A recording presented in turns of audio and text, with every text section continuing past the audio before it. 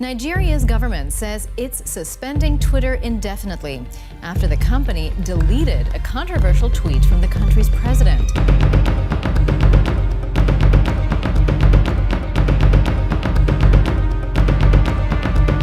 Twitter engaged in rampant censorship and silencing. Again, we recognized errors in that policy. We changed it within 24 hours. But you're still watching the New York Post. You haven't changed it.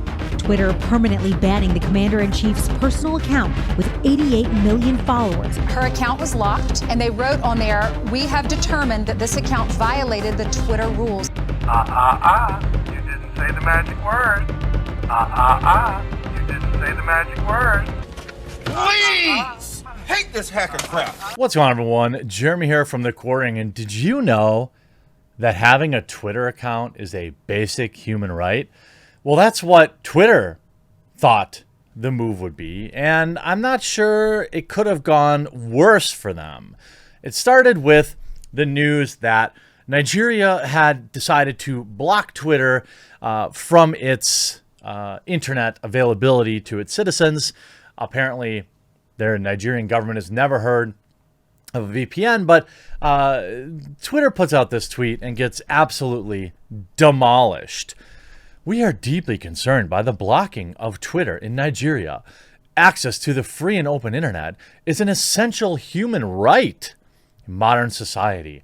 We will work to restore access to all those in Nigeria who rely on Twitter to communicate and connect with the world. Hashtag keep it on."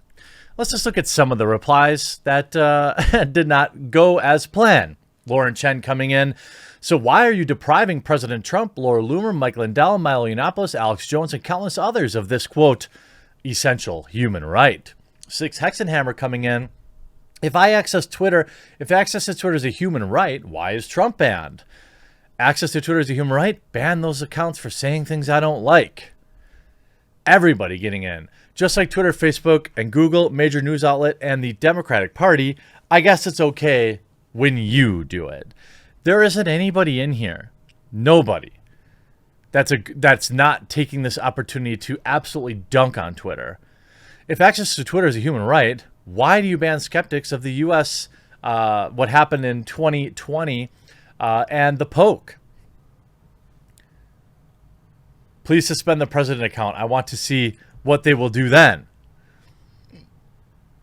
No. Getting the Hong Kongs, and then you see here on the Daily Wire, Twitter reacts to Nigeria ban, mocked for calling open internet a, quote, essential human right after censoring Trump. And not just Trump, countless others. One day after Twitter deleted a, quote, controversial tweet made by the country's president, Nigeria's Minister of Information and Culture announced that Twitter was being suspended indefinitely in the African nation. Twitter responded by describing the, quote, hashtag open internet as an essential human right in society, prompting accusations of hypocrisy from critics. The federal government has suspended indefinitely the operations of the microblogging and social networking service Twitter in Nigeria, read a statement ironically posted on Twitter. The Minister of Information and Culture announced the suspension in a statement issued on Friday, citing the persistent use of the platform for activities that are capable of undermining Nigeria's corporate existence. Look, we're seeing Twitter getting pushback in a lot of foreign nations. We saw just, a week or two ago, Twitter headquarters getting raided in India because of their, quote, interference with governmental communications. We've seen this in Nigeria. And in my opinion, we've seen this in the United States several times via selective fact-checking or suspensions that seem partisan in my opinion. According to the Associated Press, Mohammed criticized Twitter for deleting the post, saying the mission of Twitter in Nigeria is very suspicious, arguing that Twitter in the past had ignored inciting tweets against the Nigerian government. In the deleted tweet, he had made a comment about the secessionist movement, vowing to respond to pro-Biafra separatists accusing of targeting law enforcement and government buildings in a language they understand. Many of those misbehaving today are too young to be aware of the destruction and loss of lives that occurred during the Biafra war, he wrote. Those of us in the fields for 30 months who went through it will treat them in a language they understand. I mean, it's pretty clearly a threat. I mean, I'm not exactly sure you could argue that, but yeah. Amnesty International condemned the move. We call on Nigerian authorities to immediately reverse the unlawful suspension and other plans to silence the media, repress civic space, and undermine Nigerians' human rights, Amnesty said in the statement. Meanwhile, the U.S. mission in Nigeria argued against the decision, saying that Nigeria's constitution protects freedom of expression. The government's recent hashtag Twitter ban undermines Nigerians' ability to exercise the fundamental freedom and sends a poor message to its citizens, investors, and businesses. Banning social media and curbing every citizen's ability to seek, receive, and impart information undermines fundamental freedoms, the U.S. mission said in a statement.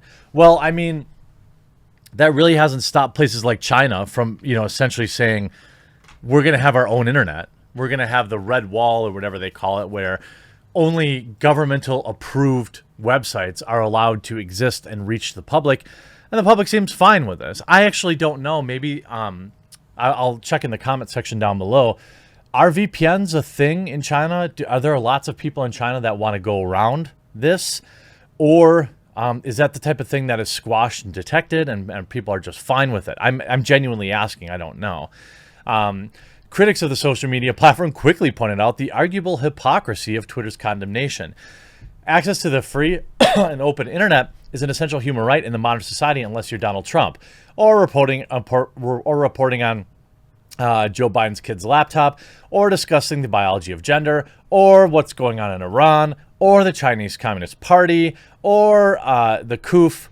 I am deeply concerned by the suspending of President Donald Trump on Twitter, wrote Florida Republican congressional candidate Laverne Spicer.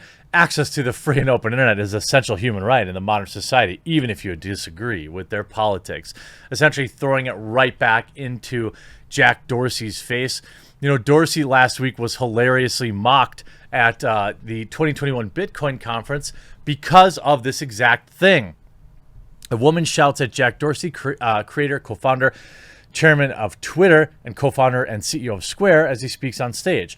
Look, we've seen Square also deny service to people that they don't like. We've seen MasterCard deny service to people that they don't like, their opinions that they don't like. This is not an uncommon thing for modern day tech companies to be censoring everybody. Twitter CEO Jack Dorsey on Friday local time was heckled at the event. Attendees interrupted the discussion at one point, seemingly accusing Dorsey of undue censorship and free speech through Twitter. According to U.S.-based entertainment news company, the attendee who interrupted Dorsey was Laura Loomer. I'm not going to use this anti-Muslim label as everyone applies, not because I disagree with it, but because I haven't seen any evidence of it, and so I'm not going to perpetuate that. She went after Dorsey after Bitcoin reference for being a giant hypocrite about censorship and freedom of speech. Laura registered a protest against the new censorship rules and accused Dorsey of interfering with people's rights. Censorship is a human rights violation, she said. Following her gimmick, Laura was quickly escorted out. Twitter banned Laura back in 2018. She posted a tweet about Minnesota Representative Ilhan Omar. In her tweet, she mentioned that Omar, one of the first 2 Muslim women elected to Congress, was anti-Jewish, and that her religion pushed phobia and abuse. Well, I mean, I don't know. I mean, I would argue that members of the LGBTQ community being thrown off roofs would seem to corroborate that. I think obviously Twitter is a joke. Companies like places like the U.S. and EU coming in here to condemn Nigeria's actions. Why? I actually don't blame them for it. Nigeria orders broadcasting media to disregard Twitter as a news source.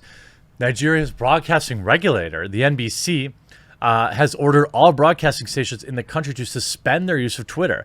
The directive was issued Monday morning, and the broadcasting stations included TV and radio platforms in the country.